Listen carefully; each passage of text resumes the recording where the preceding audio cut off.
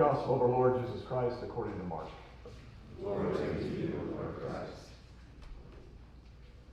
When Jesus had crossed again in the boat to the other side, a great crowd gathered around him, and he was by the sea. Then one of the leaders of the synagogue named Jairus came, and when he saw him, fell at his feet and begged him repeatedly, "My little daughter is at the point of death. Come and lay your hands on her, so that she may be made well and live." So he went with him, and a large crowd followed him and pressed in on him. Now there was a woman who had been suffering from hemorrhages for 12 years. She had endured much under many physicians and spent all that she had, and she was no better, but rather grew worse.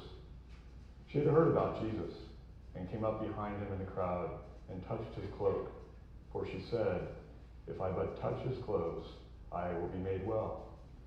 Immediately her hemorrhage stopped, and she felt in her body that she was healed of her disease. Immediately aware that power had gone forth from him, Jesus turned about in the crowd and said, "Who touched my clothes?" And his disciples said to him, "You see the crowd pressing in on you. How can you say, 'Who touched me?'" He looked all around to see who had done it. But the woman, knowing what had happened to her, came in fear and trembling, fell down before him, and told him the whole truth. He said to her, "Daughter, your faith has made you well. Go in peace and be healed of your disease." While he was still speaking, some people came from the leader's house to say, "Your daughter is dead. Why trouble the teacher any further?" But overhearing what they had said, Jesus said to the leader of the synagogue, "Do not fear, only believe." He allowed no one to follow him except Peter, James, and John, the brother of James. When they came to the house of the leader of the synagogue, he saw a commotion, people weeping and wailing loudly. When he had entered, he said to them, "Why do you make commotion and weep? The child is not dead, but sleeping." And they laughed at him. Then he put them all outside, took the child's father and mother, and those who were with him, and went in where the child was. He took her by the hand and said to her, "Talitha kum," which means, "Little girl, get up." And immediately the girl got up and began to walk about. She was 12 years of age. At this they were overcome with amazement. He strictly ordered them that no one should know this, and told them to give her something to eat. The Gospel of our Lord. Praise to you, Lord Christ.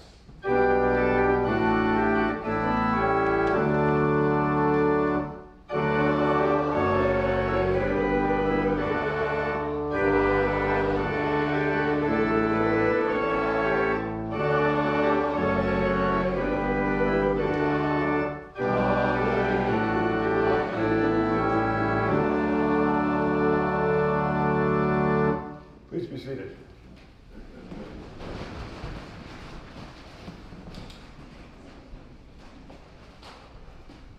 It is wonderful to be here amongst you. I have been here many times, just never for worship. As a member of the Redwood Empire Cursillo community, we used to have our secretariat meetings next door in your parish hall. We haven't done that since the pandemic, but maybe someday we'll get back here. And then your former deacon, Mary Taggart, was 2 years behind me at the School for Deacons, so we had many formation classes together here. So it feels very comfortable. Your hospitality has been wonderful, and Linda was very much a part of my formation and my process to the priesthood when she was on the Commission on Ministry. So I feel like I'm amongst friends here, so thank you. In last week's gospel, we heard about the boat traveling the Galilean Sea, moving away from Jerusalem and going toward the unknown side, the side where the Gentiles lived. A great storm is navigated, and the disciples are amazed that the sea and the wind obey Jesus. This week, the boat returns to Jerusalem, and what happened in between was Jesus casting out legion from a poor and tortured man, and the crowd, having witnessed this, pleads with Jesus to leave, to return to where he came from. Now that's going to be a sermon for another time, because there's something really good there. As Jesus and his disciples arrive, word has reached far and wide of these miracles. Great crowds have gathered to where Jesus and his disciples are overwhelmed by the crowd pressing in. Within this crowd, we find Jairus, a religious leader who knew of the miracles Jesus had done. Jairus comes pleading for Jesus to touch his daughter, for he had faith that the touch from Jesus would make his daughter well. We also see within the crowd a woman who was already scorned by society because of an incurable ailment she had had for the past 12 years. She had no business being there. Her presence would have been unwelcomed due to her condition. She risked defiling others just by the possibility of her touch. She was unwell, unescorted by family or a male. Her very presence was a risk to herself and those she encountered. But yet, she was determined. In her heart, she knew that Jesus could heal that which no one else could. For her, it was worth the risk. If only she could get close enough. Now, I'm going to age myself here. Back in the late 70s, we basically had one telephone company, commonly referred to as Ma Bell. It was in the late 70s that Ma Bell had a very successful advertising campaign, remembered as reach out and touch someone. Its premise was to drive people to make those long-distance telephone calls, which back then was not an inexpensive proposition. In fact, there were times during the day where these long-distance calls were less expensive to make. And I remember my dad ensuring that my mom took advantage of these lesser expensive times, even though it may have been very late at night or very early in the morning, at least for one side of that phone or the other. The point of the ad was to connect with friends and loved ones over the copper wire of the telephone system. These relationships were emphasized as being important and needed that touch to remind us of that relationship, even if we were physically separated. Touch. It's such an important part of the human existence. It comes in many different forms. It can be as simple as a handshake, exchanging mutual respect for each other. It can be as warm as a hug when love is exchanged in the embrace. And it can be as complex as the intimacy that occurs between two people who are in love. I remember when I was a little boy, how soothing my father rubbing my head could be. Whatever my trouble was, that gentle touch on my head made everything feel better. In today's gospel, we find two examples of a divine touch that brings healing, restores life, changes the very existence of these two people and all those around them. The suffering woman. She had been hemorrhaging for 12 years with no relief or cure from the doctors of the time.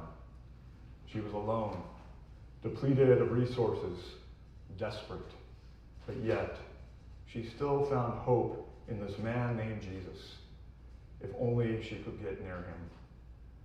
And as we hear, she presses through the crowds. Not to be deterred, she falls to her knees and she risks everything as she reaches out to touch a male withstanding. If she had followed the custom of the time, she would have stayed away for risk of defiling him. She would have called out from the crowd with her silent voice. But instead, she reaches desperately just to touch the hem of his garment. And this touch was not offered, but taken.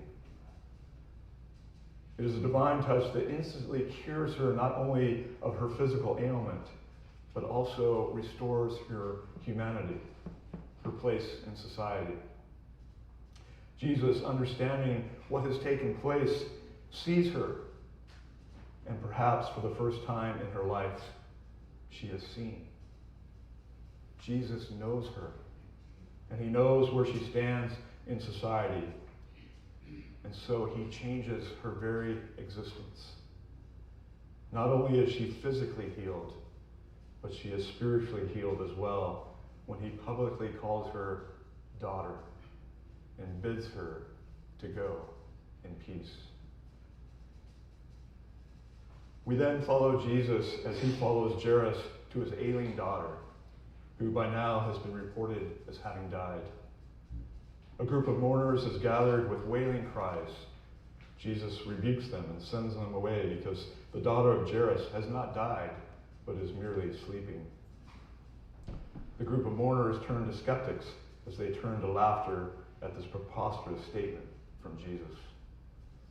Jesus then takes with him the parents and a few followers, kneels by the little girl's bed, takes her hand into his. Again, that divine touch is offered, and he speaks her to rise. And immediately she does. That healing touch, the hand of the little girl in the hand of Jesus becomes the conduit that allows the quenching love of Jesus to bring life back into the little girl. Again, her physical condition has been changed from death into life, and her existence has been changed from non-existent into the opportunity to live a full and happy life, beginning with a request for a meal for her. Now, these are just two stories of the power of touch as administered by Jesus. Other stories throughout the Gospels find Jesus touching lepers, touching blind eyes, deaf ears, mute voices, lame limbs.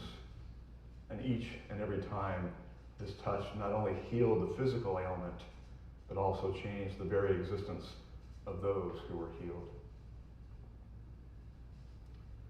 Divine touch. It has the power to transform lives. Perhaps you have had that experience at some time in your life. A call discerned, a moment of clarity, a healing of your spirit, a mountaintop experience of joy and love. But I wonder, is this divine touch only limited to Jesus? And I think we all have the ability to offer divine touch. Maybe not on the same scale as Jesus, but also not any less important or impactful. Whenever I visit someone in the hospital, one of the first things I do is hold their hand. I can learn a lot about the person from this gesture. I can feel their strength by how much they squeeze my hand. I can feel I get a sense of their anxiety level by how much they squeeze my hand. I can sometimes feel a pulse. I get a sense of body temperature by the warmth or coolness of their hand. But I also get a sense of connection. And I believe that is what they get from me too. They can feel my hand and know that they are not alone. They may get a sense of security from my palm and their hand. I also pray before I enter the room that Jesus uses me as his healing hands, so that in that touch, I pray that Jesus heals, perhaps not physically, but without a doubt, spiritually. Touch has the power to make us all well. It can make us whole, bring us peace. We are shaped as humans by how we are touched in this life, whether that touch is physical, emotional, or spiritual. This divine touch is about how the soul is healed and made whole. Think of someone in your life that has written you a note or said something to you that touched you. But unfortunately, touch can have a dark side too. Create negative feelings, tear down rather than build up. And we must be aware of this touch and how it impacts a person's life. My wife has given me permission to share this with you. My wife is a survivor of childhood sexual abuse at the hands of a family member. And though this occurred many years ago, it is still very much a part of her life today. Counseling and therapy have helped tremendously, but it still exists within her, and the most innocent of gestures can act as a trigger. We hear too many stories of this perverted touch that can be violent and violates the soul. Divine touch has the power to affirm and give life, but this other touch, this dark touch, it destroys and takes life. It is something we must be aware of. And when encountering a victim of this type of violence, we must honor their trauma and ensure that our touch comes with caution and respect for boundaries that have been erected for survival.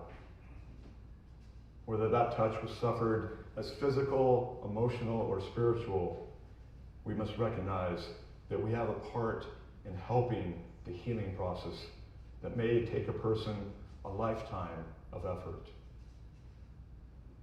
We are to offer divine touch, and that may come in the form of a listening ear. We are commissioned by our baptismal covenant to be the instruments of this divine touch. How do we go out into the world and offer this divine touch? Every moment provides an opportunity to offer divine touch. It can be as simple as just being a smiling and welcoming face to the stranger, saying hello. Honor the divine of the human looking back at you. But it can also be as complex as being the shoulder to cry on, to be a reaffirming presence, to be a means for the light to penetrate the dark, to be a calming voice in the midst of the storm. Each week we get an opportunity to practice this divine touch. It occurs at the exchange of the peace. It is an opportunity each and every week to pause for just a moment. Shake hands with the other. Say, I appreciate you, or hello, or whatever comes naturally. And truly look the person in the eye and see the divine in that person as they look back at you. This divine touch travels two ways. It can restore the other person, enliven the other person, and inspire the other person to be a good neighbor, and maybe even pay it forward. But it can also restore you, enliven you, and inspire you, maybe even to pay it back. Don't ever take this divine touch for granted. It is the building blocks that help build the dream of God into the here and the now. And remember what Jesus says to the woman who has been healed after his divine touch. Daughter, your faith has made you well. Be healed and go in peace. And I bid to you, my siblings, the very same. Be conduits of the divine touch. Go out into that world knowing you are redeemed, restored, healed, and sustained in the love of God. Go in peace.